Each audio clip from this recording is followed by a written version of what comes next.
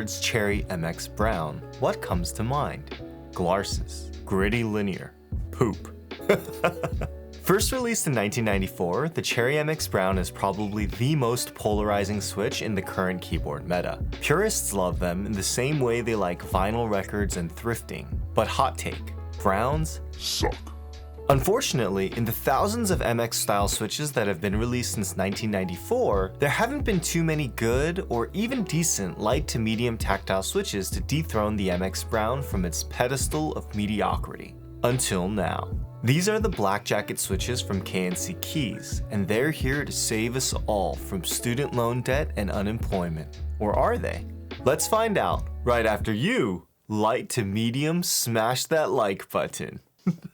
The Black Jackets are the third switch in the Squid Game theme series from KNC Keys, and they have a PA6 nylon top, a polymer bottom, and a long pole palm stem. I measured the stem at 13.1 millimeters long, which explains the 3.5 millimeter listed total travel on these switches compared to the approximately 4 millimeter total travel on a standard Cherry MX Black. The spring is a 19.7 millimeter long triple stage spring with a listed 56 gram bottom out. Before we go any further, let's take a listen to these switches stock.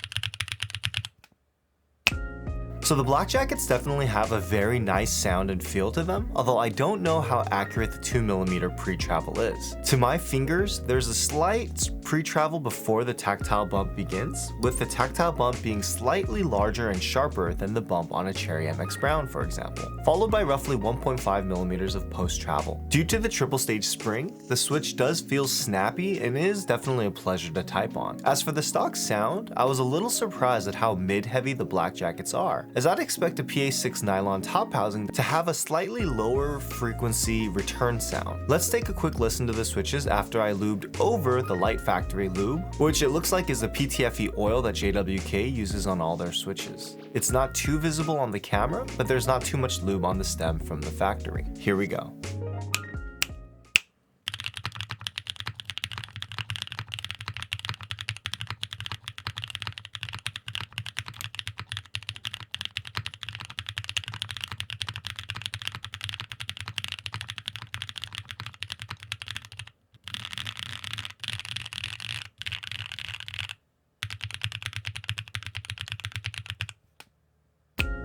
If you're new here, I lube the top housings on all my switches, which helps explain some of the sound difference between the stock and lube switch.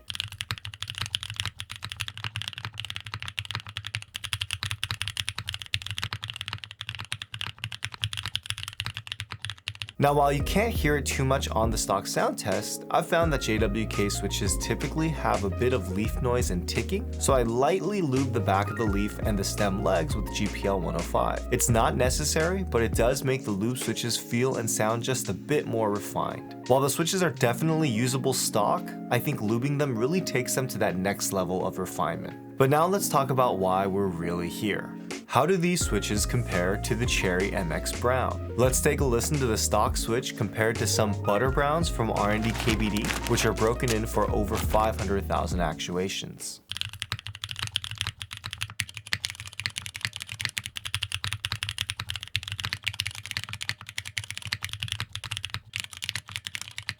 Obviously, this is a bit of an apples to oranges comparison. The Black Jackets are long pole, while Browns aren't. However, when it comes to light tactile switches, I'd say the Black Jackets offer all the benefits of the Cherry MX Brown, like the light tactility, while they're superior from an acoustic and type feel perspective. If Cherry MX Browns are recommended as a good starter switch because it's easy to figure out what switch you want next, whether it's more tactility, no tactility, etc., then the Black Jackets feel like a natural evolution of the MX Brown if you're happy with the type feel but want something that's a little more refined. While the size of the tactile bump feels similar between the Browns and the Black Jackets, the 3-stage long spring makes for a really snappy, quick typing experience. Also, I think the Black Jacket sounds objectively better than the Browns from a crap or crunch, rattle, and ping perspective. If you're going to mod the Browns anyways, I'd say the Black Jackets offer a much better starting point and a more thocky canvas to start with. So now let's talk value.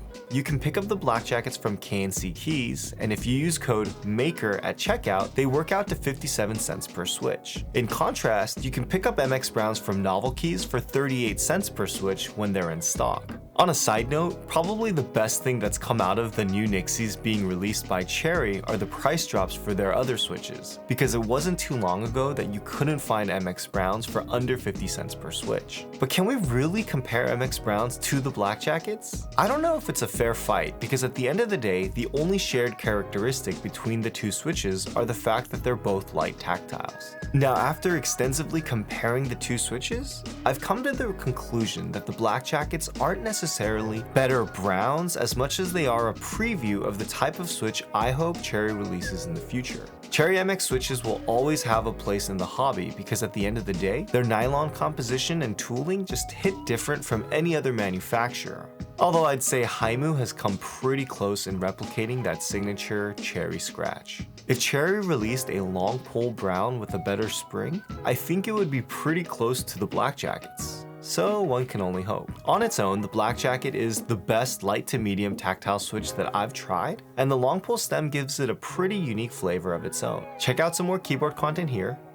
I'm MakerMods, and I'll catch you in the next video.